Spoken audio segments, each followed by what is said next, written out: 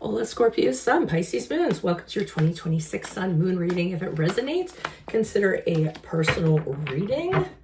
If you want to see this video in its entirety, go to my YouTube channel at Veronica Garnet.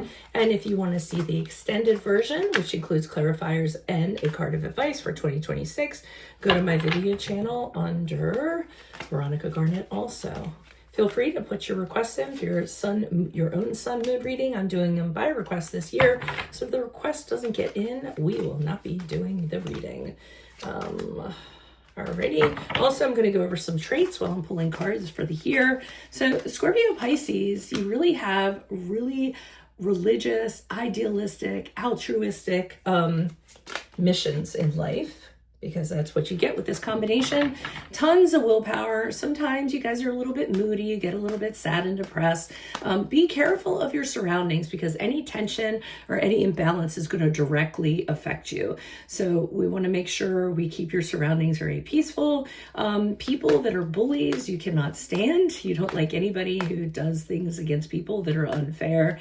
Good thing about you, you're very good at adapting to any circumstance, any surrounding. And one of your wonderful abilities is the ability to sense things. This is a very intuitive combination. So you know what's going to happen before it happens. You also know the difference between right and wrong, and are very scrupulous individual.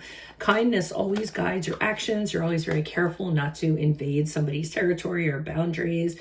You're very aware of evil in the world. You're not very happy about it. I get that. It's super important that you be yourself at times and believe in yourself at times, but don't overdo self-evaluation and the soul searching. Try not to become too isolated. You always want to stay very socially active if possible. Be careful of letting your imagination get the best of you with phobias and superstitions.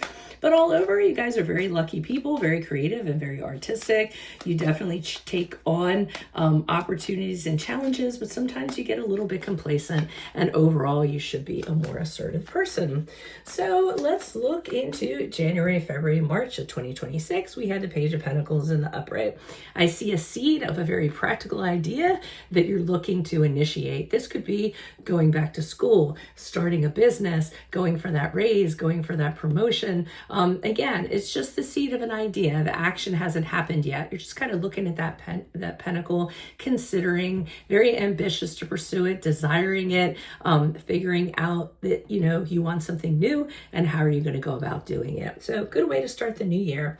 Looks like it works out for you, because in April, May, and June, with the Nine of Pentacles in the upright, this is a card of being self-sufficient, having a lot of material things. So, this lady, she's wearing that glorious robe. She has her estate, her exotic bird, her garden is very fruitful. So this is not having a want or a need for anybody, only incorporating people into your life that you're worthy of, because otherwise, what do you need them for if you're very independent, you're very capable of, doing it alone, right? You only want people in your life that are going to make you shine brighter during this period of time.